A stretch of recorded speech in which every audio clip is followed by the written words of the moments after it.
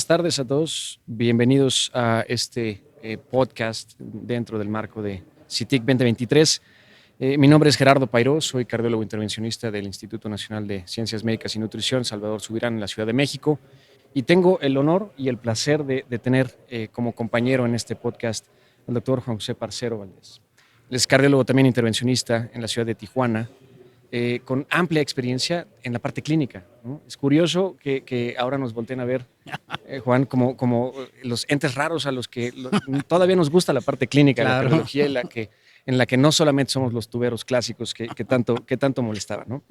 El tema de hoy, Juan, es una plática muy entre amigos, tocando temas sensibles para el cardiólogo y que deberían ser sensibles para todo médico, lo que es riesgo cardiovascular. O sea, empezar a hablar de riesgo cardiovascular, aunque es un highlight en todos los congresos y que cada vez empieza a tomar más espacios de las sesiones, debería ser de todos los congresos de medicina, porque finalmente el paciente se sigue muriendo a nivel mundial con causas, número uno, cardiovasculares, ¿no? Entonces, hoy hablar de riesgo cardiovascular me parece fundamental para entender hacia dónde te quiero llevar. Entonces, hoy, ¿cómo calculamos en términos generales riesgo cardiovascular, Juan? Pues bueno, primeramente gracias a ti y a CITIC por la invitación a estar aquí en este podcast. Lo que dices es cierto. Nosotros, gracias a Dios, somos intervencionistas, te voy a decir, porque eso nos da la visión que a veces no tienen los clínicos, una visión muy panorámica de lo que es la enfermedad cardiovascular, porque finalmente en sala acabamos viendo lo que hace la enfermedad cardiovascular, lo que hace el proceso de aterosclerosis condicionado por todos estos factores de riesgo. Y aquí quiero hacer una paradita corta porque hablamos de factores de riesgo. ¿Para qué? Para desarrollar esta enfermedad que finalmente es la que causa lo que tú bien dices, no en México, en todo el mundo. Arriba de los 50 años la población mundial, 8 de 10 muertes son por enfermedad cardiovascular. México no es la excepción y es ahí donde el tema que tú traes, el de evaluación del riesgo cardiovascular, tiene una importancia fundamental, porque parte del problema, parte de esa estadística que desde hace 20 años es la realidad en el mundo, enfermedad cardiovascular, causa líder, ya estamos tan acostumbrados que, pues bueno, mucha gente ya ni le pone atención, pero ese es el punto.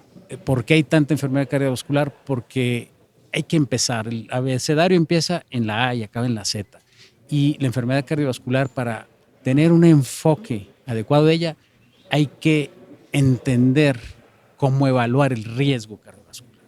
Porque finalmente todos va a llegar un punto en la vida donde tengamos un riesgo cardiovascular. Sí, claro, o sea, todos tendremos riesgo cardiovascular. Aquí el punto es cómo hacer esta estratificación entre, ahora sí que qué tanto es tantito, porque o sea, hay muchos factores que tienen un impacto muy importante y que de acuerdo a las recomendaciones de cómo estratificar el riesgo es el tratamiento y qué tan exigente seré yo en el control de estos factores de riesgo, ¿no? Aquí, digo, el preámbulo era porque evaluar el riesgo ha sido la consecuencia de lo que nos ha enseñado los estudios desde el Framingham hasta el que tú quieras, y tenemos escalas para evaluar el riesgo. Tenemos escalas para evaluar el riesgo en todo el mundo, aplicables a todo el mundo. Tendremos que acotar, porque es un tema enorme para estar aquí 2 horas hablando de él, pero tenemos que acotar. En el mundo podemos utilizar una diversidad de escalas de riesgo para poder estratificar ese riesgo individual, se individualiza por paciente y que de ahí derive toda la secuencia de tratamiento para el paciente, porque no es darle medicamentos para la hipertensión, para el colesterol, para el azúcar, no. Es que se escoja el medicamento que alcance el objetivo de tratamiento. Exacto. Por el nivel de riesgo que tiene el paciente. Y bueno, para resumir, yo vivo en Tijuana, en la frontera. A mí me encanta la escala de riesgo, el score de riesgo de la American Heart, el American Heart, American College of Cardiology, que es muy sencillo usar.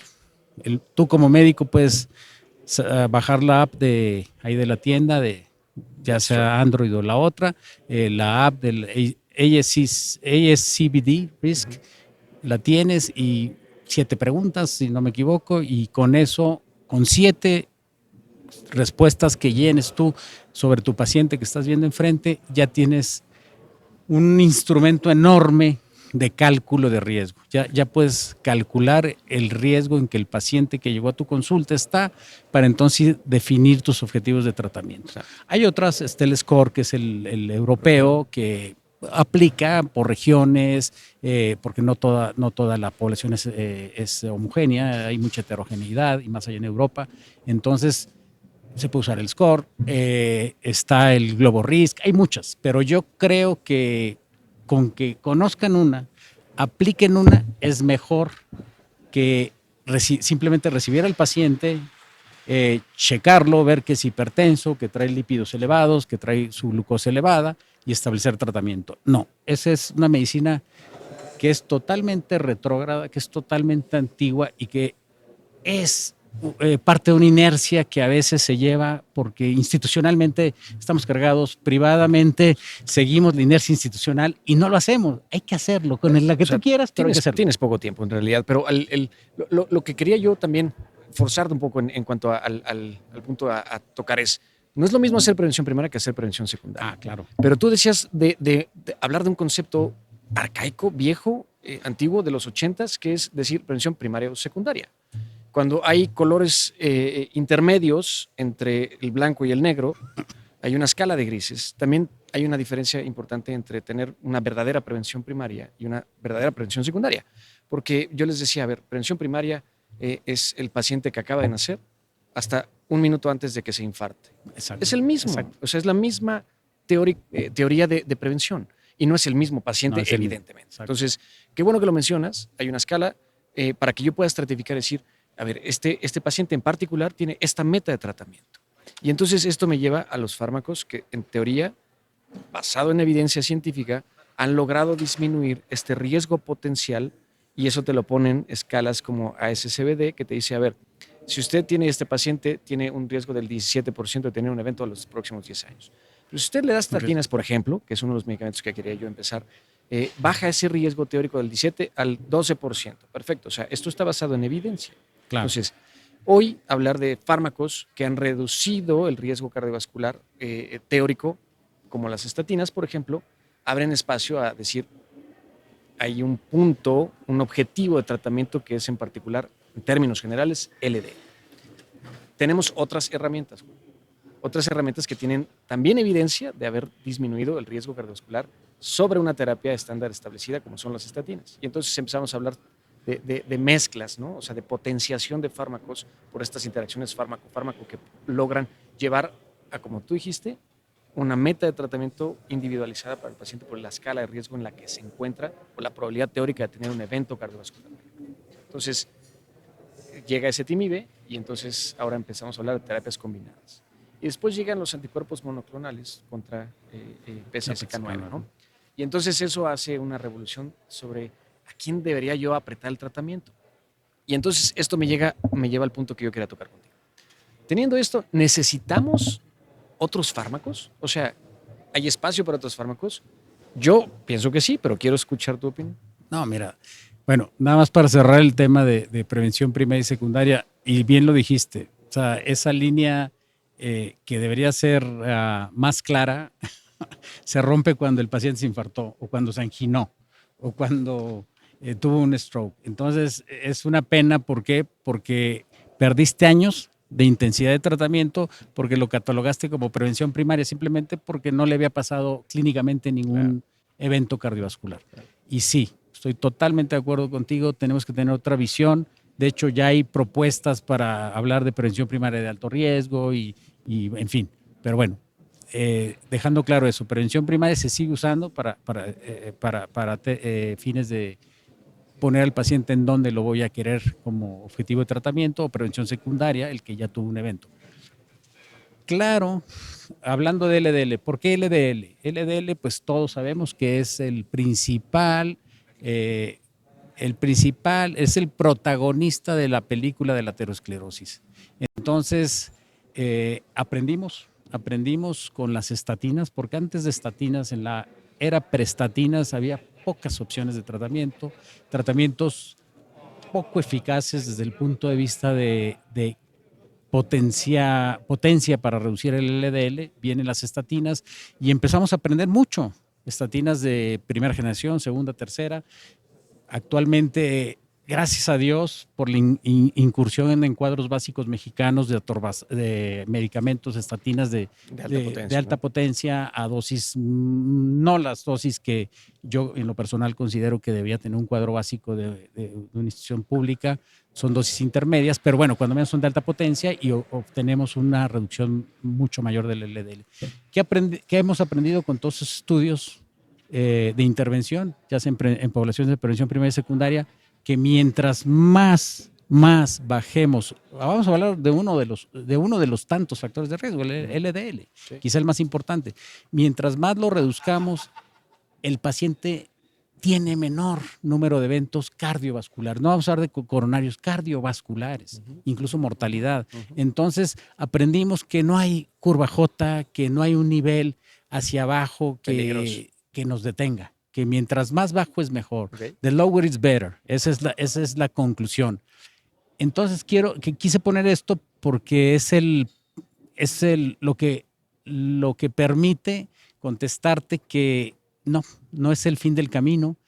Vino ezetimibe, aprendimos que al agregar un 20% la potencia para reducir el LDL se obtenían mejores beneficios desde el punto de vista de reducción de eventos, pero que aún así nos quedábamos cortos en una meta de reducción, que podíamos obtener valores promediados de LDL con la combinación de la estatina más potente y de ezetimibe de alrededor de 70, 60, y que abajo de 60, 70 todavía se puede reducir el riesgo. Vienen anticuerpos monoclonales, que son moléculas muy distintas, no son pastillitas, son moléculas hechas de distinta manera.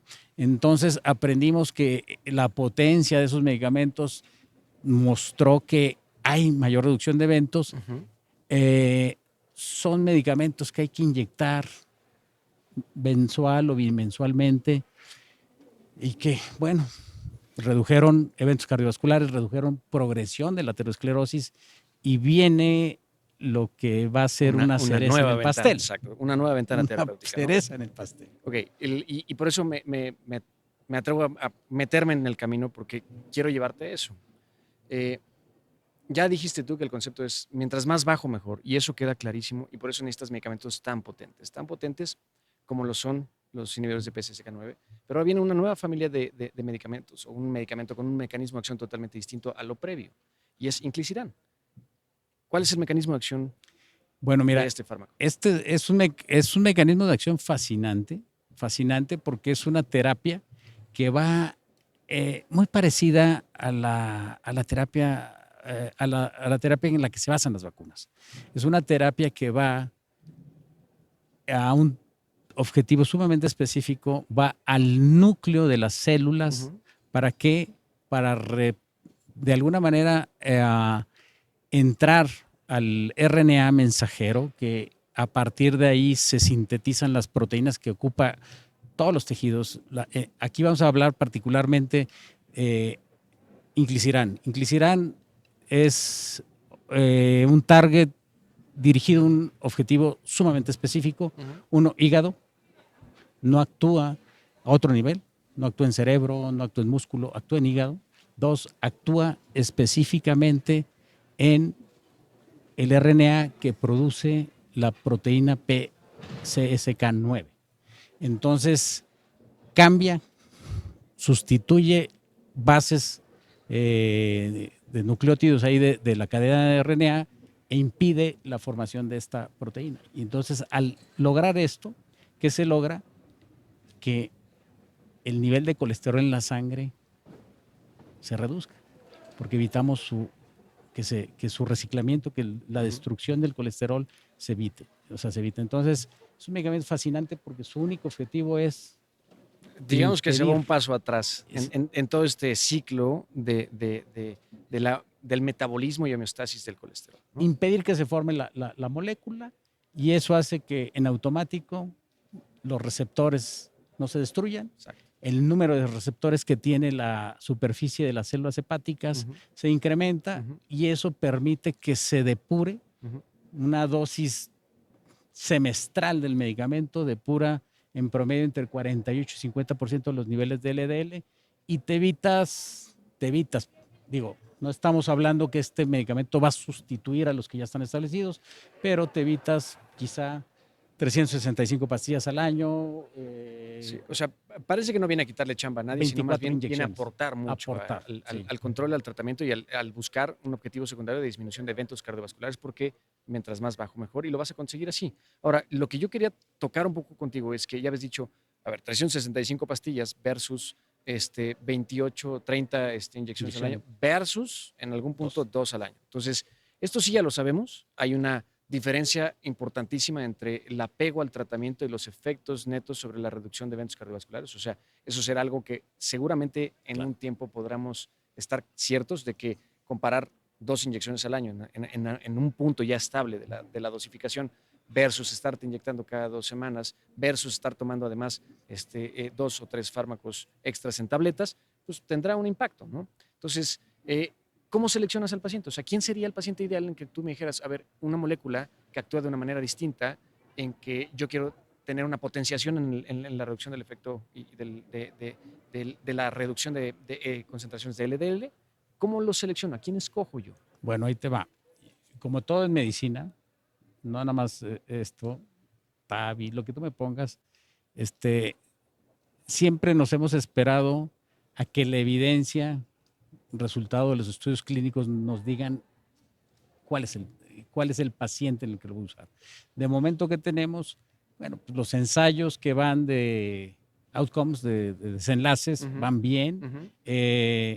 Yo creo que en este momento la población de pacientes que debemos pensar que son un buen target para este medicamento es en aquellos en los que con la terapia convencional, estatinas combinadas, siempre va a ser, hablamos, ya que estamos hablando, pacientes de muy alto riesgo, Exacto. pacientes de de alto riesgo o pacientes de riesgo intermedio que no responden o no toleran otros medicamentos. Yo creo que ahorita podríamos ennicharlo sin que en el futuro se vaya a quedar ahí en esas tres poblaciones de pacientes.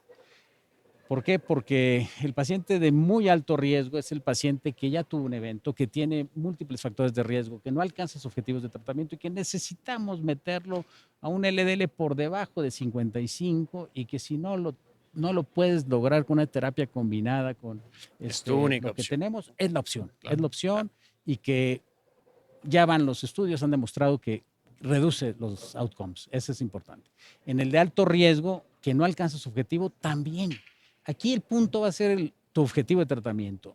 Ya lo dijimos, 55 es lo que hay como parte de esa medicina basada en evidencias, pero ojo, y yo creo que tú vas a estar de acuerdo conmigo, no, eso no significa que es el umbral que tenemos que alcanzar. Yo creo en lo personal, digo, porque no es idea mía, porque lo he estudiado, tú también, los niveles de LDL fisiológicos que ocupa el ser humano no deben rebasar 30 miligramos por decilitro.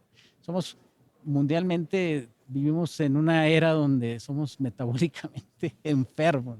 Alguien que tiene 70, wow, qué bajo lo tienes, mentira. O sea, el cuerpo no ocupa más de 50, 30 miligramos de LDL. Entonces, quizá en un futuro, vamos, esto es a futuro, probablemente esos objetivos van a cambiar, pero de momento necesitamos en esas poblaciones de muy alto riesgo, de riesgo alto, tener una muy buena reducción. Una reducción que si no la alcanzamos con lo que tenemos o el paciente no tolera el medicamento porque pues tienen algunos efectos secundarios que no son tan frecuentes, pero sí son molestos, pues esa es la población en la que hay que empezar. De acuerdo, totalmente. Yo creo que con esto terminamos y solamente quiero cerrar un poquito el círculo y decir los mensajes claves, por lo menos de lo que yo logro captar de esta charla es, primero estratifiquemos a nuestro paciente, sepamos quién es el paciente que más probabilidades tiene de tener un evento cardiovascular, si no es que ya lo tuvo. Y una vez identificado, entonces ofrecer la terapia que mayor impacto tenga sobre la reducción de los eventos posibles, de acuerdo a lo que nosotros calculamos, con un objetivo terapéutico en cuanto a metas de tratamiento. Ya con eso, entonces, seleccionemos el tratamiento que más probabilidad tenga de llevar a un paciente a tener su mejor desenlace posible. Claro. Y entonces ahí tiene toda la cabida moléculas nuevas como lo es Inclisiran, ¿no? Definitivo. Mi contribución a tu último mensaje, que resumiste perfectamente en 20 segundos toda la charla que tuvimos, es que hacia los médicos, a la población médica que si llega a escuchar esto, es que aprendan a estratificar riesgo. Todo paciente que entra a su oficina, a su consultorio, tiene un riesgo cardiovascular. Establezcanselo, conozcan según ese riesgo.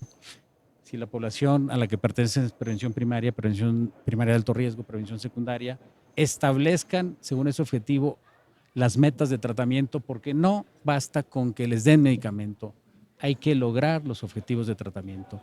Y finalmente, que ese es un trabajo en conjunto con su paciente, dependiendo de la educación que le den en consulta y consulta, la adherencia al tratamiento. El paciente tiene que tener adherencia al medicamento. ¿Por qué? Porque son enfermedades incurables, no estamos curando a nadie, estamos controlando para reducir eventos cardiovasculares que pueden ser los que limiten la esperanza de vida de un paciente, le van a robar años vida a ese paciente y le van a quitar calidad a su vida. Entonces, con eso que hagan, su calidad de medicina va a crecer enormemente de una manera tan sencilla que después se van a felicitar ustedes mismos. Perfecto, muchísimas gracias. De verdad te lo agradezco muchísimo. Ha sido una plática muy, muy rica en cuanto a contenido. Y ojalá que lo podamos hacer mucho más frecuente. Es un tema muy apasionante y creo que hay mucha tela de donde cortar. Tendremos muchos más podcasts como este. Claro, y Gerardo. Les agradezco muchísimo su presencia. Pues te agradezco, Gerardo, y gracias a todos ustedes.